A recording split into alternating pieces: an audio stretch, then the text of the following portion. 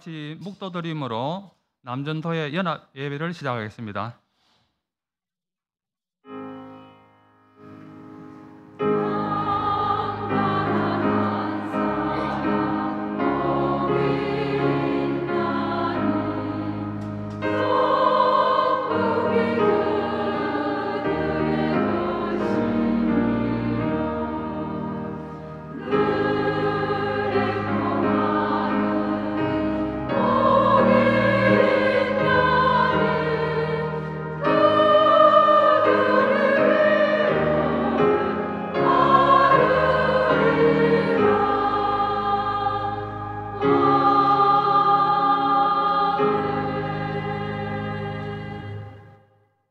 하나님 감사합니다. 귀한 주의 날을 허락하시고 새벽부터 이 시간까지 주의 제단에서 함께 예배드릴 수 있는 은혜 주시니 감사합니다. 특별히 오늘 남전도의 연합 헌신 예배로 하나님께 드리게 됨을 감사드립니다. 귀한 강사님 보내주셔서 말씀 전파하실 때에 능력의 장정에 붙잡아 주셔서 은혜의 말씀 전하셔서 그 말씀에 큰 은혜 받기를 원합니다. 저희들이 코로나로 인하여 침체되었던 공적 예배가 회복되게 도와주시옵시고 우리의 모든 신앙이 회복되는 귀한 시간 되게 도와주시옵소서. 모든 예배 순서마다 하나님께서 인도하여 주시옵소서. 감사드리옵고 예수님 이름으로 기도드리옵나이다. 아멘. 찬송가 317장 찬양드리겠습니다.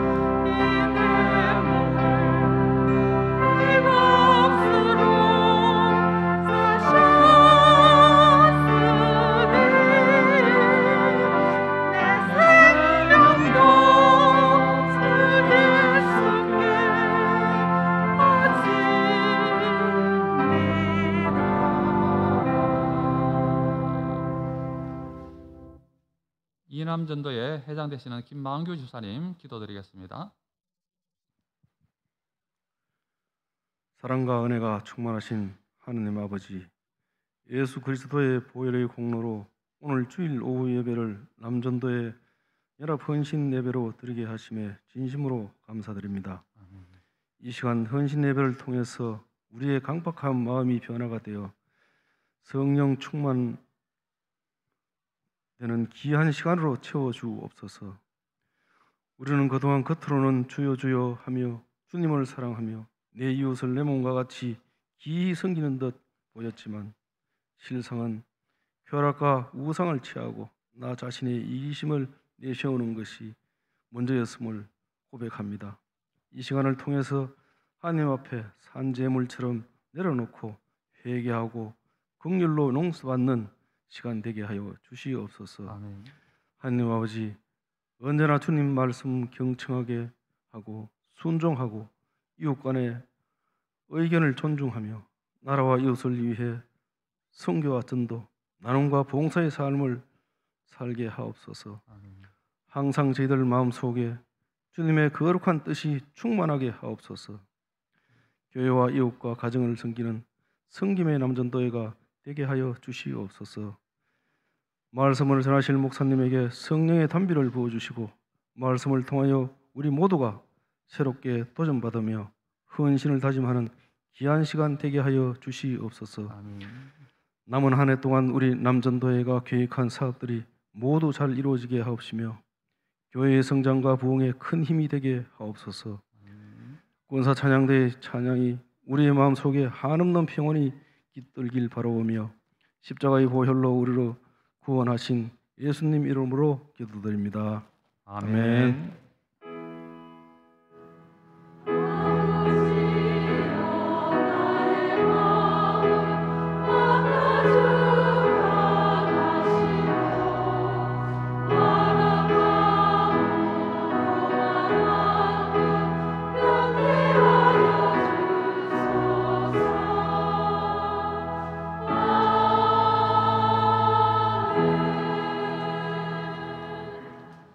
삼남전도의 부회장 되시는 주현석 집사님 나오셔서 성경 봉독하시겠습니다.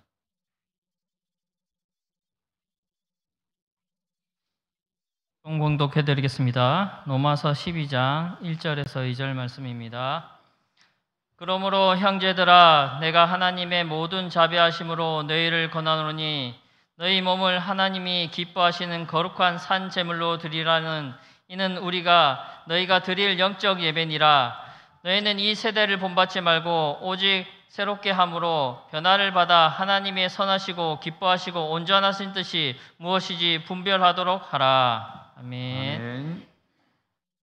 권사 찬양대 귀한 찬양 드리겠습니다.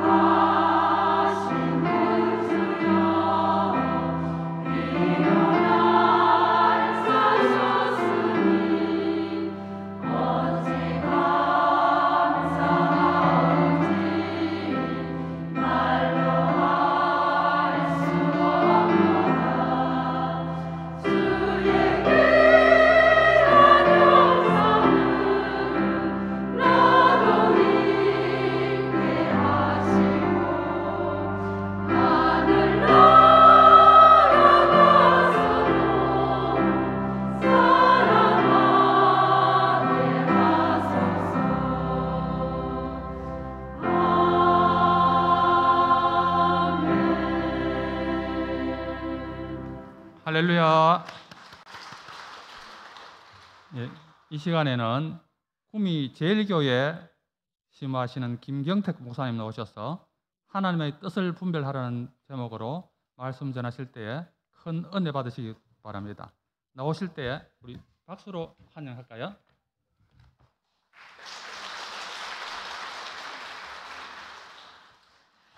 잠시 기도하겠습니다. 하나님 아버지, 또 이렇게 하나님께서 사랑하시는 귀한 주님의 몸된 교회 인동교회에서 또 이렇게 귀한 예배로 영광 돌리게 하여 주시니 감사를 드립니다. 부족한 종이 말씀을 전하지만 성령 하나님께서 친히 말씀하여 주셔서 전하는 자나 듣는 자 모두에게 귀한 하나님의 은혜가 있게 하여 주시옵소서. 특별히 우리 남전도회 위에 더욱더 하나님을 뜨겁게 사랑하며 믿음으로 서는 은혜와 축복의 시간 되게 하여 주옵소서. 예수 그리스도의 이름으로 기도드립니다. 아멘. 네, 우리 옆에 계신 분들과 한번 같이 인사하실까요? 사랑하고 축복합니다. 네, 정말 사랑이 많으신 우리 성도님들, 우리 권사님들이신 것 같아요. 네, 참 이렇게 코로나로 2년이 넘게 헌신 예배를 드리지 못하다가 또 이렇게 처음으로 헌신 예배를 드리시면서 또 저를 강사로 불러주셔서 먼저 하나님 앞에 영광을 돌리고 또 이 귀한 자리를 허락해 주신 담임 목사님과 당에 감사의 말씀을 드립니다. 참 제가 늘 이 인동교회 앞을 자주 지나다녔습니다. 왜냐하면 저희 애들이 인동초등학교를 다녔기 때문에 아침 저녁으로 이렇게 픽업을 해주다 보면은 이 교회 앞에 또 이렇게 살짝 주차를 한 적도 있었고요. 그래서 왔다 갔다 하면서 인동교회가 어떻게 생겼는지 되게 궁금했는데 차마 문을 열고 들어올 용기가 없어서 못 들어왔었습니다. 근데 이렇게 들어와 보니까요, 밖에서 보는 것과 또 달리 너무나 이 예배당도 아름답고 이렇게 우리 성도님들도 보니까 너무나 사랑이 많으신 것 같아서 참 또 주님의 귀한 교회가 이렇게 세워져 있구나라는 마음에 제가 참 감사하는 마음이 들었습니다. 특히나 지금 저희 교회가 지금 이제 건축을 이제 곧 착공을 앞두고 있습니다. 그러다 보니까 교회 예배당에 들어오면 어떻게 생겼나 구조가 참 궁금한데요. 참 너무나 아름답고 이쁘게 잘 해놓으셔서 정말 하나님의 또 은혜와 축복이 넘치는 귀한 주의 몸된 교회가 될 줄로 믿습니다.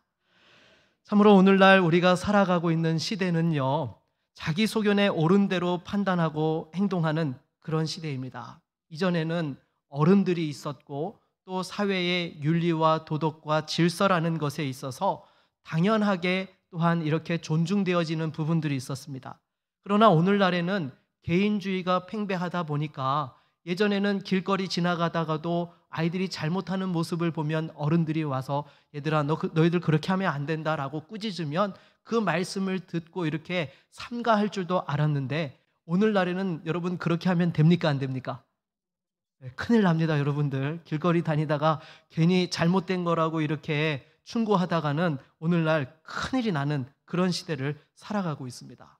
갈수록 매정해지는 정말 배려와 양보가 사라지고 있고 자기 사랑이 극대화지고 있는 이 시대를 보노라면 디모데후서 3서에 말세가 되면 사람들이 자기를 사랑하고 돈을 사랑하며 교만하고 부모를 거역하며 감사치 아니하고 무정하며 원통함을 풀지 않고 사나우며 쾌락을 사랑한다고 했는데 정말 그런 시대가 되고 있지 않나 싶습니다.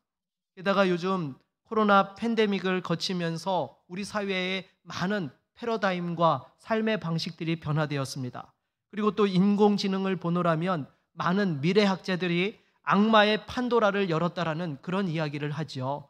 여러분 그렇지 않습니까? 수십 년간 걸쳐서 배워야 될 노하우들을 이 인공지능들은 순식간에 그것을 습득하는 것이죠. 그리고 이 인공지능에 대하여서 이제 앞으로 발전을 하게 되면 30년 후에는 대부분의 직업이 사라지게 되고 20%의 사람들만이 의미 있는 일을 할 수 있게 될 것이라고 그렇게 예측이 나오고 있습니다. 그래서 스티븐 호킹이라는 박사는요, 완벽한 인공지능의 출현은 인류 문명의 멸망으로 이어질 것이다 라고 이렇게까지 경고를 하였던 것입니다. 또 빌 게이츠나 요즘 테슬라 미국 자동차 회사를 가지고 있는 일론 머스크도 마찬가지로 인공지능의 위험들을 경고하죠. 여러분, 성경이 말하고 있는 인간의 정서적인 부분들과 또 과학기술의 발달의 모습을 보노라면 정말 주님 오실 날이 가까이 다가오고 있는 종말 중에서도 마지막 말세 지마를 살아가고 있는 것이 오늘날 우리의 모습이지 않나 싶습니다. 이러한 현실 속에서 우리가 어떻게 믿음으로 살아야 되는 것입니까? 특별히 이사야서 40장 8절 말씀을 보게 되면 풀은 마르고 꽃은 시드나 우리 하나님의 말씀은 영원히 서리라 라고 말씀을 하고 있습니다. 무엇보다도 하나님의 말씀을 붙들어야 되는 것이죠. 그래서 우리 남전도회 회원 되시는 분들이 이 시대를 살아가면서 믿음과 실력과 인격을 겸비한 하나님의 사람들이 다 되실 수 있기를 바라겠습니다. 그래서 정말로 하나님께서 쓰시고자 할 때에 준비되어져서 주님 말씀하시면 내가 여기 있나이다라고 고백하면서 그렇게 쓰임받는 귀한 믿음의 종들이 되실 수 있기를 바라겠습니다.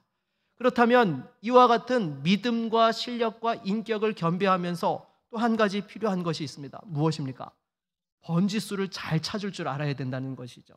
여러분, 하나님의 뜻을 잘 분별해야지만 그 믿음과 실력과 인격이 제대로 쓰임받을 수 있게 되는 것입니다.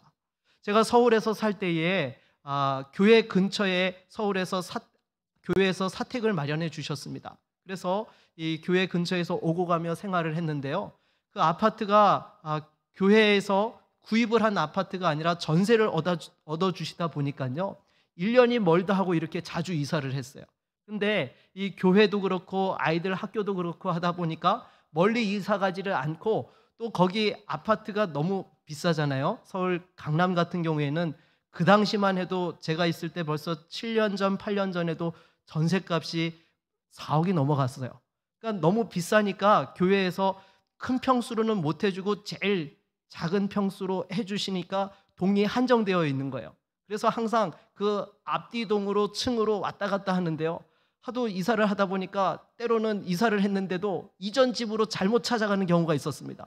그래서 배를 뚝뚝뚝 누르는데 안에서 소리가 나는 거예요. 갑자기 막 안에서 놀란 목소리로 누구세요? 누구세요?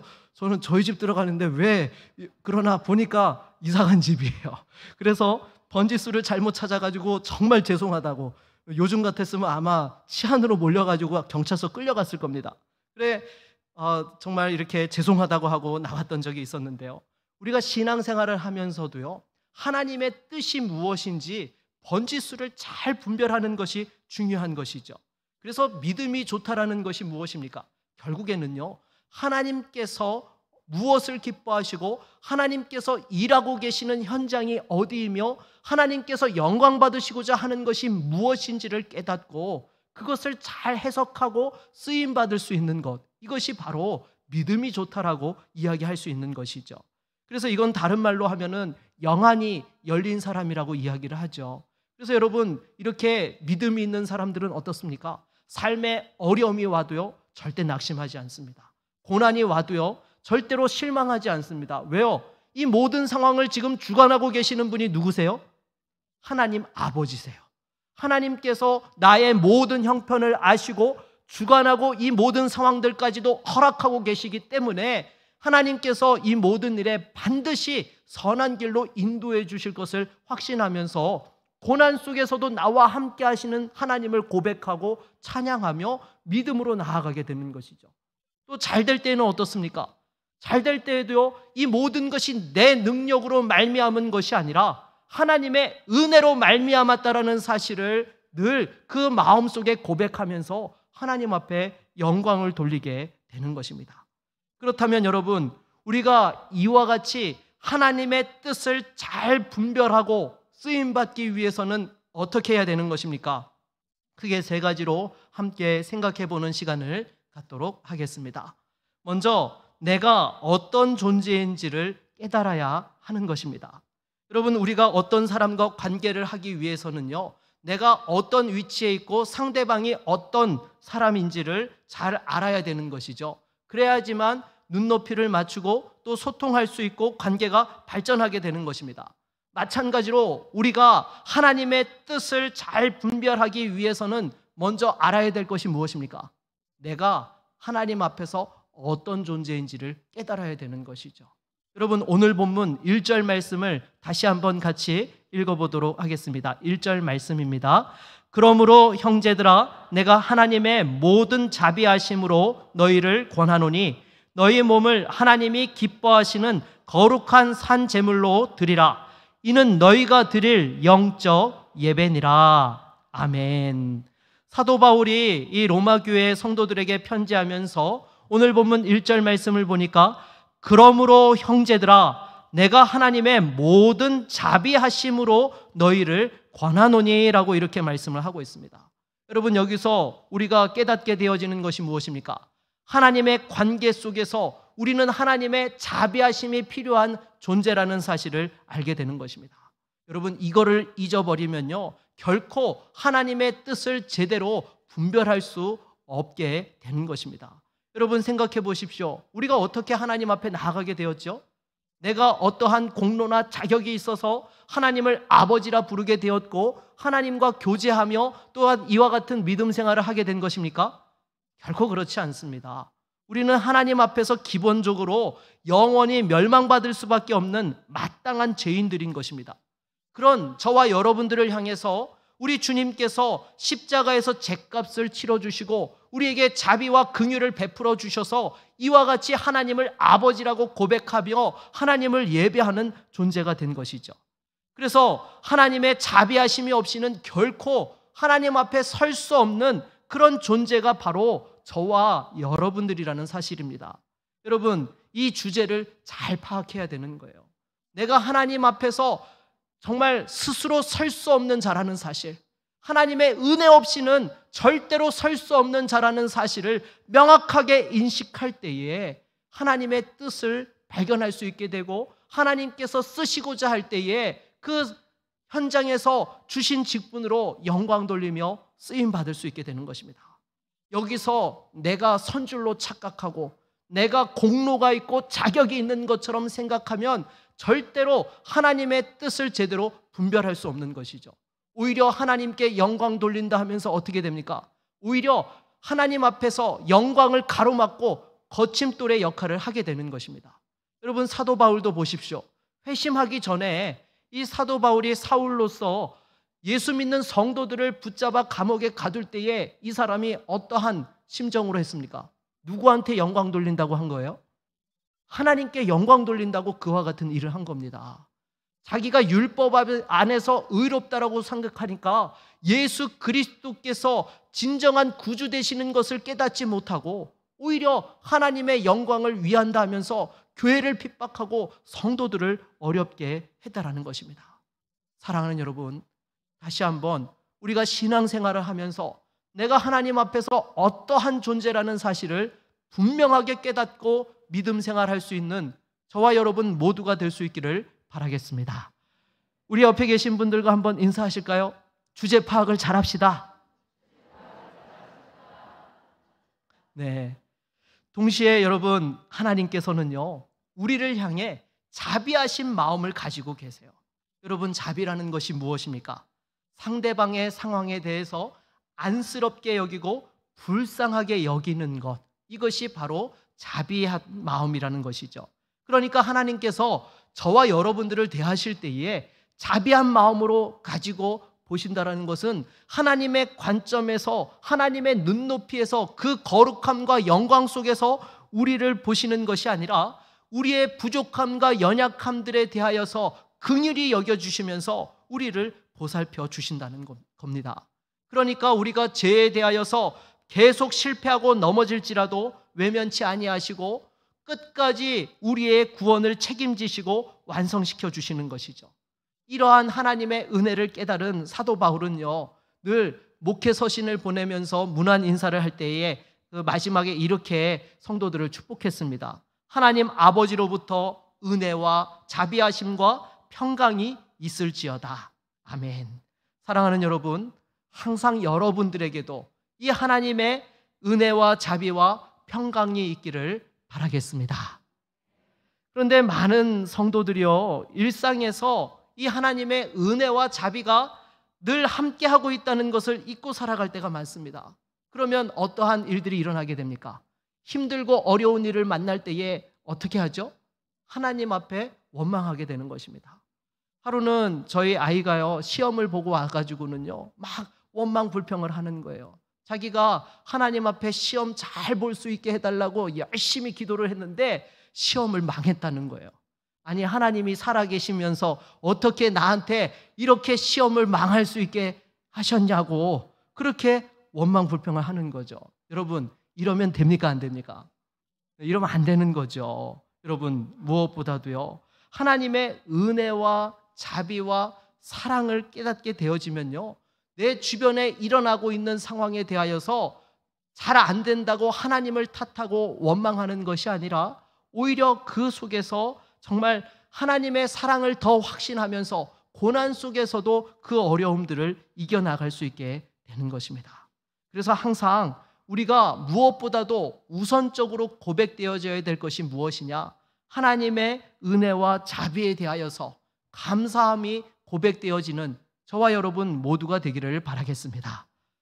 예전에 한국 사람이 외국에서 교통사고가 나가지고요, 머리를 그 앞 유리창에 쾅 부딪힌 거예요. 그래서 머리가 피가 나고 막 그 정신이 오락가락하고 있는 상황 속에서 구조대가 구조를 하러 와서 묻더랍니다. How are you? 그러니까 이 사람이 뭐라고 대답을 했을까요? I'm fine, thank you. 이렇게 대답을 했다는 거예요. 여러분, 지금 그게 fine, thank you 할 수 있는 상황인가요? 아니죠. 지금 나 아파 죽겠어요 라고 해야 되는데 평상시 영어책 배우면서 뭐라고 배웠어요? How are you 하면 I'm fine, thank you라고 대답하는 거를 영어책에서 배워놓으니까 자기도 모르게 지금 머리가 피가 철철 나는데도 그와 같이 이야기를 하더라는 것입니다. 그런데 우리가 살면서 그리스도인으로서 힘들고 어려운 상황들을 만난다 하더라도요, 여러분, 늘 우리 성도들에게는 정해진 답이 있습니다. 답정남처럼요, 정해진 답이 있어요. 무엇입니까? 그 어려운 상황에 대해서도 내가 하나님의 은혜와 자비와 긍휼하심으로 살아가고 있습니다라는 그러한 고백이 나와야 되는 것입니다. 여러분, 그렇다고 해서 그 삶에 아무런 문제가 없습니까? 그렇지 않죠. 인간관계가 깨어지고 산산조각 나고 또 일터에서 앞뒤로 꽉꽉 막혀서 절망할 수밖에 없고 또 심지어 부부관계까지도 힘들고 자식 문제에 실망하고 또 심지어 병원에 갔더니 갑자기 그 질병을 진단받고 어떻게 해야 될지 모르는 정말 그런 어려운 상황에 있을 수 있는 거예요. 그럼에도 여러분, 우리가 해야 되는 대답은 지금 이 순간에도 하나님이 나와 함께 하신다는 사실을 우리는 믿음으로 고백해야 한다는 것입니다. 우리 옆에 계신 분들과 한번 인사하도록 하겠습니다. 어떻게 사세요? 네, 그럼 뭐라고 대답해야 되죠? 하나님의 은혜와 자비로 살고 있습니다.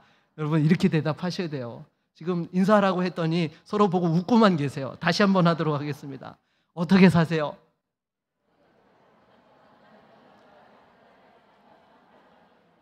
네, 참 이렇게 하나님의 은혜와 자비로 우리가 살고 있다는 거, 그 하나님 아버지의 마음을 깨닫는 거, 이것이 너무 중요한 거예요.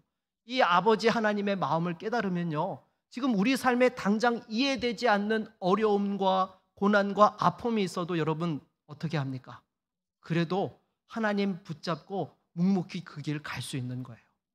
하나님 아버지의 마음을 깨닫지 못하면 이해되지 못하는 상황 속에서 우리는 도리어 낙심하고 믿음에서 절망하게 된다는 것입니다. 지금 저희 집 막내가 이제 중학교 2학년입니다. 참 요즘 그 무서운 중2병 환자로서 지금 이렇게 질병을 앓고 있는데요. 참 제가 첫째, 둘째는요 다 때려잡았어요. 아들만 새 키우고 있는 거 여러분 아시죠? 네. 저희 집 참 애국하는 심정으로 살고 있는데요. 큰애, 둘째 제가 다 때려잡았어요. 근데 이 막내는 못 때려잡겠더라고요. 이게 확실히 막내는 막내인 것 같아요. 그래가지고 이렇게 제가 이야기를 하면요, 이 큰애, 둘째는 그 시기에도 저한테 막 대들면요, 야, 아빠가 말하면 들어야지 그러고 꽉꽉 다 잡아 눌렀어요. 근데 이 녀석이 아주 조목조목 따지고 들어서 제가 설명을 하다 지쳐서 그랬어요. 야, 세상에서 너가 잘 되는 거, 가장 원하는 거 하나님 다음으로 누굴까? 그러니까 가만히 있는 거예요. 야, 아빠는 널 트집 잡으려고 있는 사람이 아니야. 내가 잘 되길 원해서 이야기하는 거야. 너는 포기해도 나는 너 포기 못해. 이렇게 이야기를 했더니요, 그 다음부터 군소리가 좀 줄어들었습니다. 며칠이나 갈지 모르겠습니다. 여러분, 하나님께서 저와 여러분을 향한 그 마음이 은혜와 자비의 마음인 것을 여러분 분명하게 깨닫고 붙잡을 수 있기를 바라겠습니다. 그러면요, 때로 이해되지 않아도요, 하나님 붙잡고 가게 되고, 가다 보면 하나님께서 우리의 눈을 열어주시고 길을 열어주셔서 하나님의 그 일하심을 보게 하시고 듣게 하시며 그 가운데 하나님의 역사에 동참할 수 있게 되는 것입니다. 이러한 믿음의 종들이 되실 수 있기를 바라겠습니다. 두 번째로 거룩한 산 제물이 되어야 하는 것입니다. 여러분, 우리가 하나님의 뜻을 잘 깨닫기 위해서는요, 거룩한 산 제물이 되어야 해요. 오늘 1절 말씀을 다시 한번 읽어보도록 하겠습니다. 1절입니다. 그러므로 형제들아, 내가 하나님의 모든 자비하심으로 너희를 권하노니 너희 몸을 하나님이 기뻐하시는 거룩한 산 제물로 드리라. 이는 너희가 드릴 영적 예배니라. 아멘. 여러분, 제물이라는 것은 기본적으로 하나님 앞에 바치는 것입니다. 그러면 이 제물은 내 것입니까? 하나님 것입니까? 하나님 것이죠. 그렇다면 여러분, 우리가 당연히 내 주장을 해서는 안 된다라는 것이죠. 오늘 본문을 보니까 지금 사도 바울이 저와 여러분을 가리켜서 지금 어떠한 존재라고요? 하나님 앞에서 거룩한 산제물이라고 말씀하고 있습니다. 살아있지만 하나님께 바쳐진 하나님의 소유된 존재가 바로 저와 여러분들이라는 것이죠. 이렇게 우리 자신이 하나님의 소유가 된다라는 것은요, 단순히 내가 하나님을 인정하고 동의하는 차원에 머무는 것이 아닙니다. 내가 가진 물질과 시간과 또한 열정과 달란트, 그 모든 것이 다 하나님의 것임을 인정할 줄 알아야 하는 것이죠. 그래서 심지어 내 생각과 행동까지도 하나님께 드릴 수 있어야 되는 것입니다.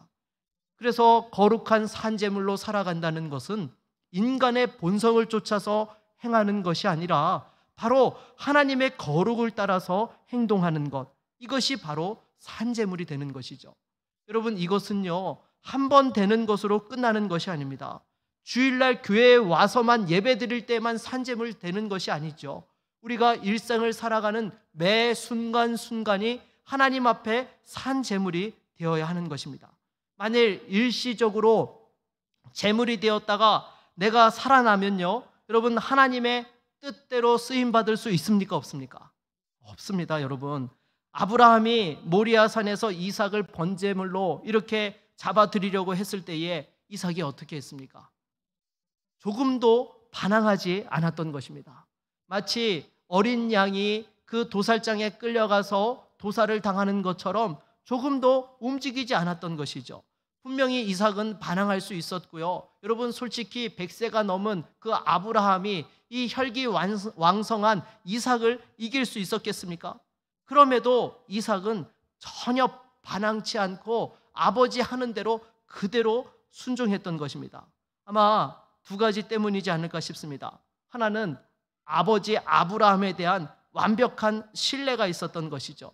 나를 제물로 바치더라도 분명히 자기를 사랑하는 아버지가 그렇게 한다는 것은 분명한 뜻이 있을 것이라고 생각했을 것입니다.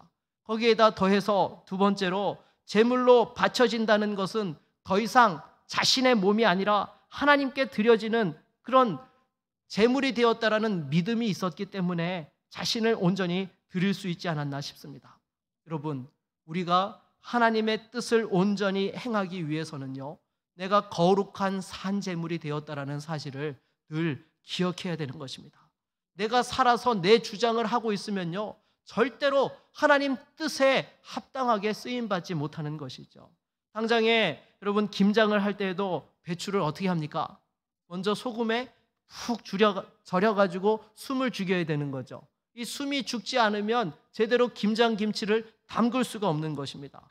마치 이 소금에 절여지면 그 뻣뻣했던 배추가 언제 내가 뻣뻣했냐고 그러면서 이렇게 하면 이리 넘어가고 저렇게 하면 저리 넘어가면서 잘 절여지게 되는 것이죠. 마찬가지로 우리가 하나님 앞에서 거룩한 산제물이 된다는 것은요, 나는 죽고 예수로 살아가게 되는 그러한 삶을 고백하게 되는 것입니다.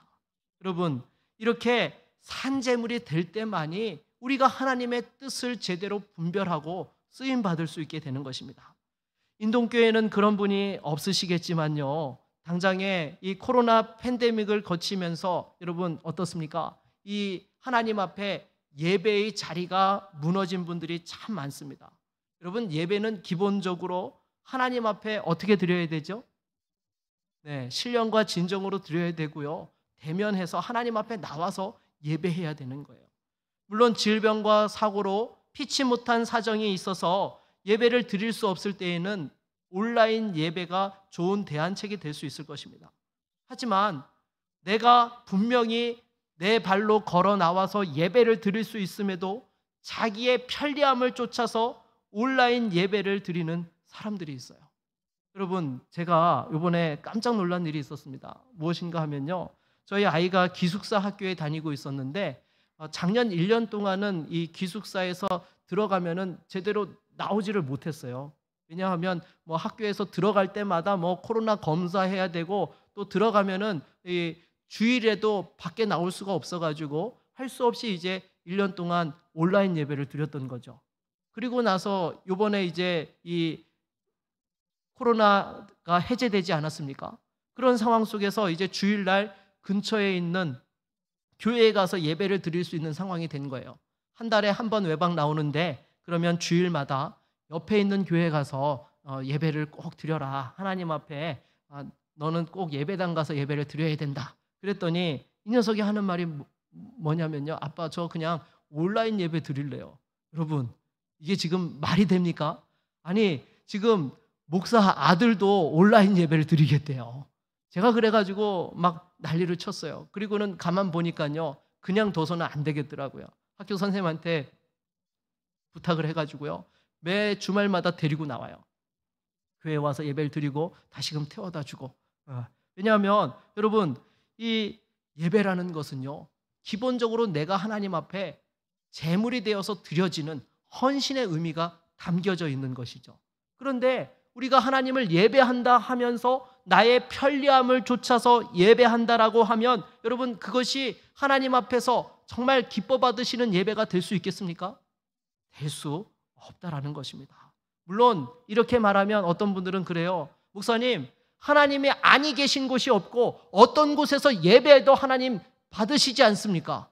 여러분, 물론 그 말씀은 맞습니다. 하지만 동시에 우리에게 하신 말씀이 있죠. 뭐라고 하셨어요? 모이기에 힘쓰라고 말씀하셨어요. 하나님 앞에서 정말로 예배당에 나와서 우리 자신을 하나님 앞에 드리면서 내 시간과 편리함을 쫓는 것이 아니라 오히려 하나님 앞에 맞추어서 나를 드릴 때에 그것이 하나님이 기뻐 받으시는 예배가 되는 것입니다.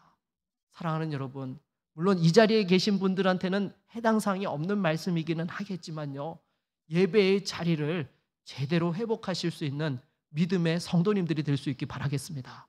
여러분의 자녀들에 대해서도 마찬가지입니다. 절대로 여러분 타협하시면 안 됩니다.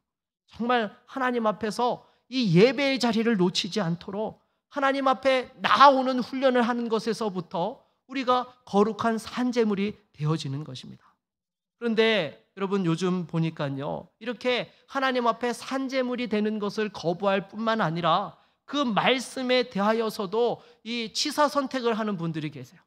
나에게 좋은 말씀은, 은혜 받는 말씀은 아멘 할렐루야 하면서 받으면서 이 뭔가 자신의 삶에 불편하고 손해를 감수해야 되는 말씀에 대해서는 노맨하고 거절하고 그 말씀을 받지 않는다라는 것이죠.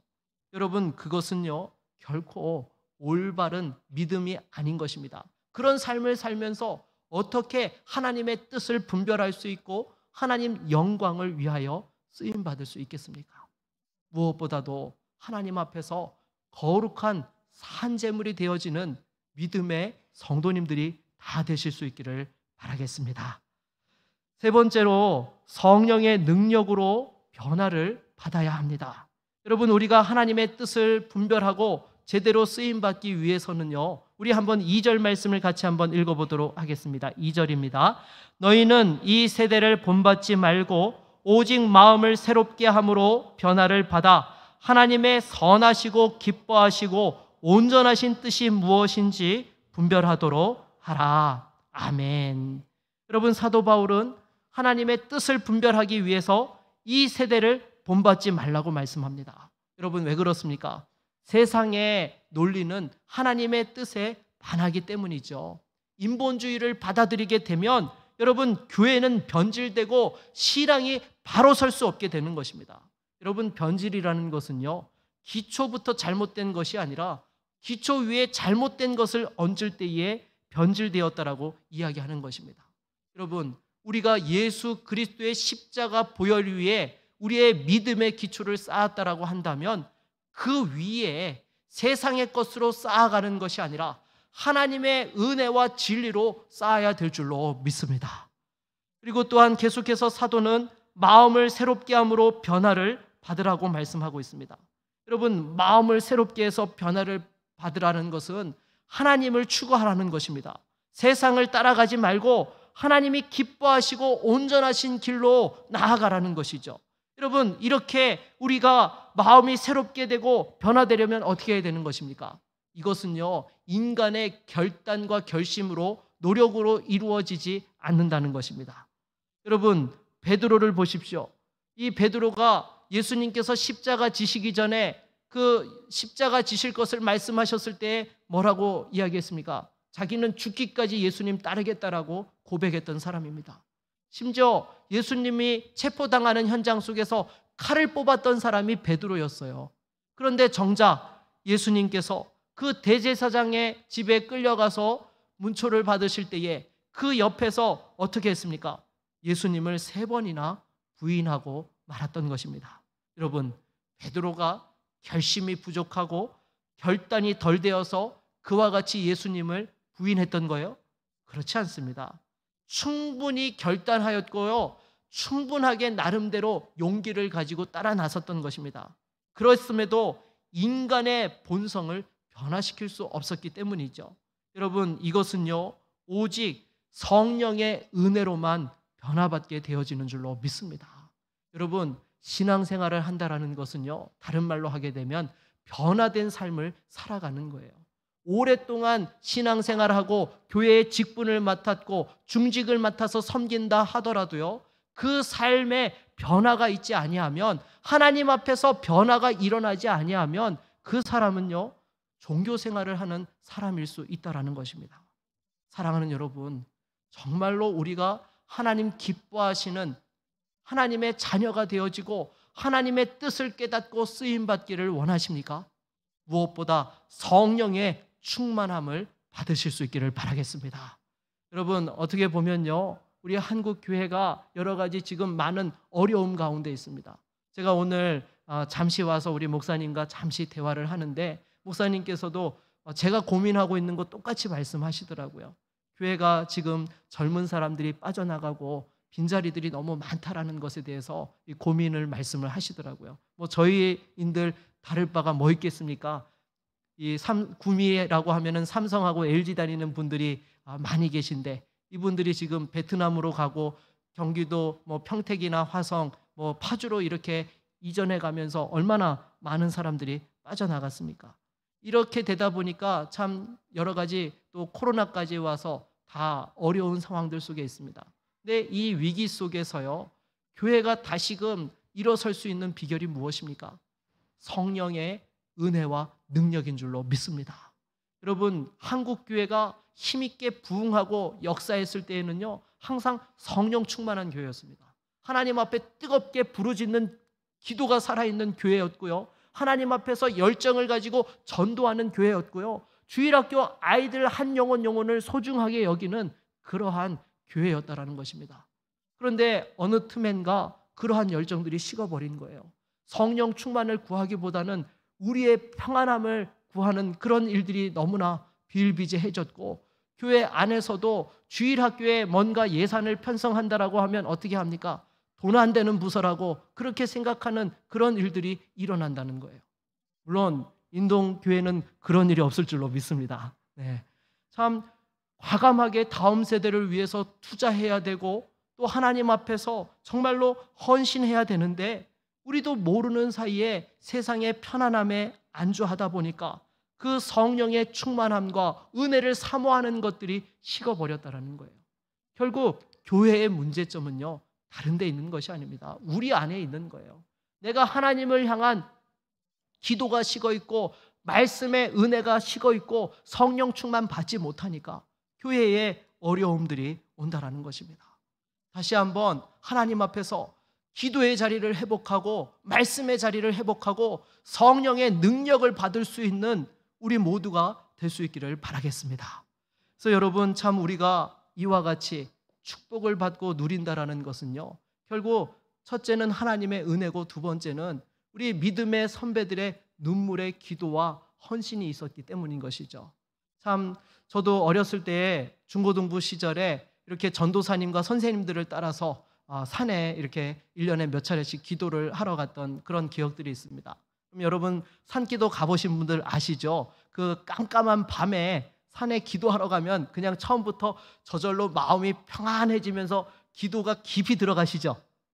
어떤가요? 그렇지 않죠. 이게 산기도 처음 가면요, 당장 어떻게 됩니까? 머리가 쭈뼛쭈뼛 서는 거예요. 전도사님과 선생님이 넌 여기서 기도에 지정해 놓고 또 다른 애는 또 좀 떨어져 가지고 한 군데 이렇게 거기서 기도하라고 자리를 배치해 주고 가십니다. 기도를 해야 되는데요, 무서워서 이 기도가 잘 안 나오는 거예요. 그냥 기도하려고 눈만 감으면 어때요? 막 갑자기 뒤에서 뭐가 덮치는 것 같아요. 막 이 무서운 마음이 드는 거죠. 그러니까 어떻게 됩니까? 나도 모르게 주여 주여 이렇게 막 외치게 되는 거예요. 근데 그 주여가 어떤 주여예요? 이게 주님을 찾는 주여가 아니죠. 실은요, 주여 하면서 선생님 저 여기 있어요. 주여, 선생님 저 잊지 말고 꼭 데려가셔야 돼요. 이렇게 이야기를 하는 거예요. 자기 위치가 어디에 있다라는 걸 지금 선생님이 잊지 말라고 신호를 보내는 거죠. 그러면 옆에 있던 친구들도 어떻게 해요? 또 옆에서 주여 주여 하는 겁니다. 그러면 야, 너 거기 있니? 주여. 나 여기 있어 주여. 그러면서 서로 그냥 이 무서운 마음을 달래면서 기도한다고 그 자리에 있는 거죠. 근데 여러분, 그렇게 있다가도요, 그렇게 나도 모르는 사이에 눈물이 나고 콧물을 흘리면서 정말 하나님 앞에서 은혜를 받아서 기도하면서 그 성령의 충만을 받고 또 하나님 앞에서 비전을 품게 되어지고 하나님 앞에서 헌신을 결단하는 그러한 고백들이 있었다라는 것입니다. 그러한 기도의 자리와 성령의 충만한 역사가 오늘날 한국교회가 여기까지 올 수 있도록 인도해 주셨던 것이죠. 그러기에 여러분, 우리가 다시 한번 성령 충만을 받을 수 있는 저와 여러분 모두가 될 수 있기를 바라겠습니다. 그래서 우리 목사님께서 기도하시고 말씀 전하시고 기도하자고 하면 우리 성도님들께서 할렐루야 아멘 외치면서 달려 나오셔야 돼요. 여러분, 지금 2년 동안 코로나 때문에 교회를 이렇게 좀 발걸음을 띄엄띄엄 하다 보니까 이 교회에 오는 것이 좀 낯설어진 분들이 계실 수 있는데요, 절대 그러시면 안 됩니다. 교회에 나와서 엎어지고 성령의 은혜를 구할 수 있기를 바라겠습니다. 여러분, 이 기도가 살아있고 성령 충만한 교회가 되어지면요, 아무리 지금 상황적으로 힘들고 어렵다 하더라도 반드시 하나님께서 새 힘과 능력을 부어주시고 우리 인동교회 위에 다시 한번 새롭게 영적인 도약을 감당하며 시대적인 비전을 감당할 수 있는 교회로 세워주실 줄로 믿습니다. 그래서 무엇보다 우리 옆에 계신 분들과 한번 같이 인사합시다. 성령 충만 받읍시다. 말씀을 맺겠습니다. 여러분, 우리가 살아가는 이 시대는요, 너무나 급속도로 변화하고 있습니다.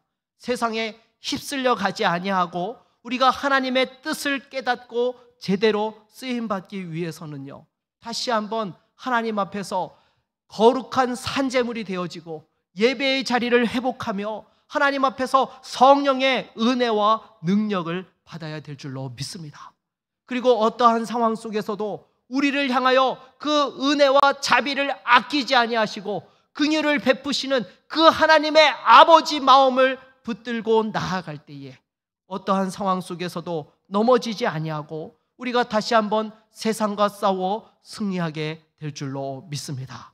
이 말씀을 붙들고 다시 한번 새롭게 하나님 앞에 헌신하며 영광 돌리고 쓰임 받을 수 있는 우리 남전도회와 또 믿음의 모든 종들이 되실 수 있기를 주의 이름으로 축원합니다. 제가 한번 기도하겠습니다. 하나님 아버지 감사합니다. 또 이렇게 우리 인동교회를 사랑하여 주시고 또 2년 동안 헌신 예배를 드리지 못하다가 남전도의 헌신 예배로 영광 돌리게 하여 주시니 감사를 드립니다. 무엇보다도 하나님의 뜻을 잘 분별하여서 이 시대 속에서 다시 한번 새롭게 쓰임받는 우리 교회와 우리 모든 남전도회 성도님들 될 수 있도록 인도하여 주시옵소서. 그 가정마다 하나님의 평강이 임하게 하여 주시고 늘 믿음과 실력과 인격을 겸비하여서 하나님의 뜻을 분별하고 쓰임받는 복된 가정과 교회와 일터가 될 수 있도록 축복하여 주시옵소서. 감사하며 예수 그리스도의 이름으로 기도드립니다. 아멘.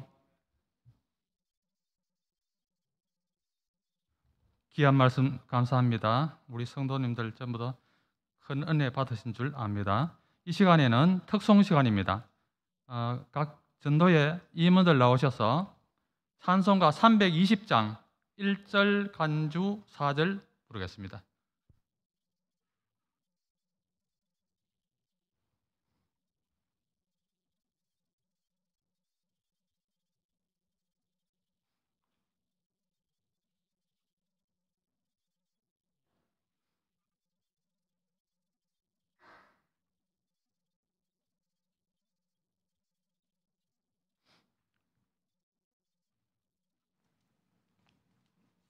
차려 경례.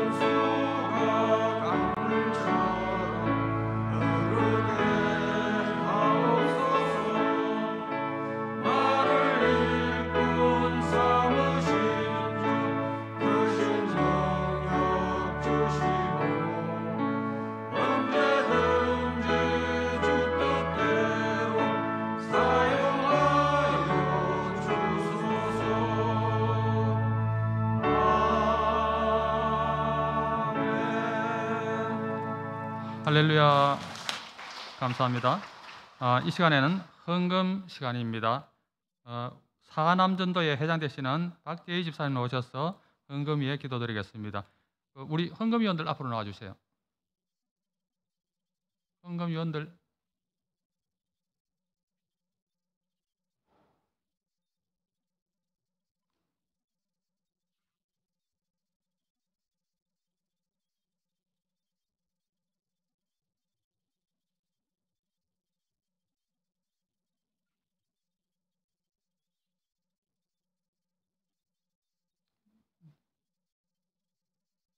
기도드리겠습니다.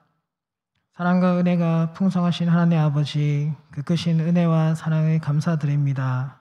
오늘 거룩한 복된 주일을 허락하셔서 이 귀한 성전에 나오게 하시고 저희 남전도의 연합 헌신 예배를 주님께 드릴 수 있게 하심에 감사드립니다. 아멘.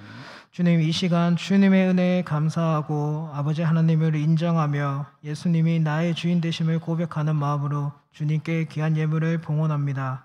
이 예물을 드린 손길을 기억하여 주시고 주님의 하나님의 은혜로 가득 채워 주시옵소서. 아멘. 아버지 하나님, 이 예물을 통하여 하나님의 나라가 확장되고 주님의 뜻과 섭리가 이루어지는데 사용되게 하여 주시옵소서. 아멘. 주님, 저희 남존대를 비롯한 인동교회 모든 부서가 한마음 한뜻이 되어 이 교회와 하나님 나라를 위해 일하게 하시고 그로 인해 주님께서 홀로 큰 영광 받아 주시옵소서. 아멘. 감사드리며 살아계신 예수님 이름으로 기도드립니다. 아멘. 아멘.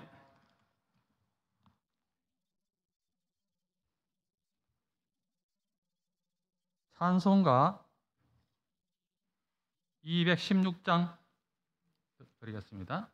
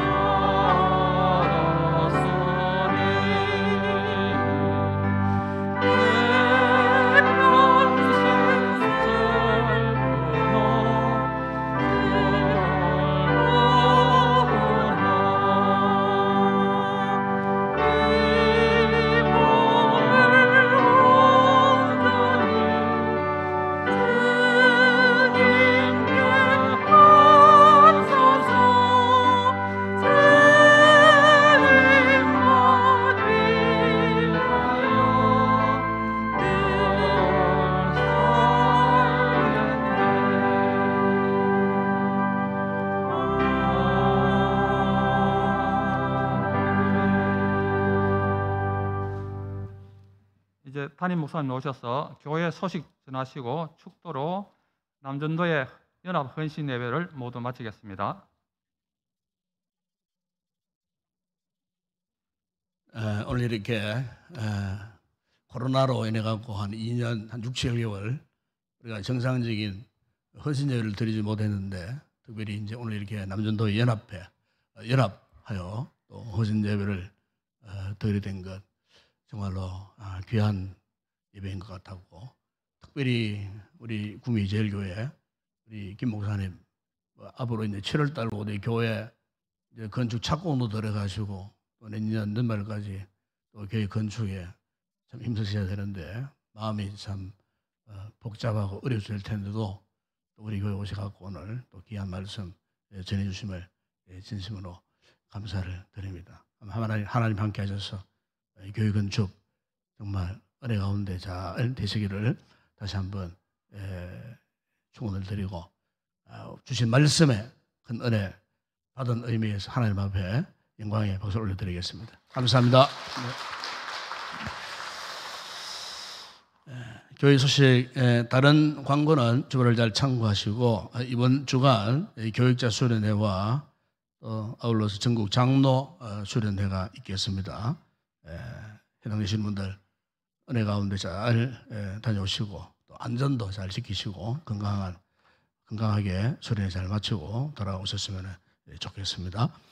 그리고 다음 주일날 홈커밍 데이인 주일이자 오후 예배는 셀가슴 모임 찬양 축제 예배로 드립니다. 각 셀마다 일심으로 잘 준비해 주시고 다음 주일 오후 예배가 참 우리가 코로나 이후에 또 새롭게 하는 이 찬양 축제 예배에 하나님의 은혜가 함께하는 우리 성도들의 뜨거운 또 교제가 함께하는 찬양으로 하나님 앞에 나갈 수 있는 거룩한 예배가 되기를 원합니다. 잘 준비하시고 또 기도 준비하셔서 은혜로운 찬양 축제가 될 수 있도록 우리 성도들이 협력해 주시면 고맙겠습니다.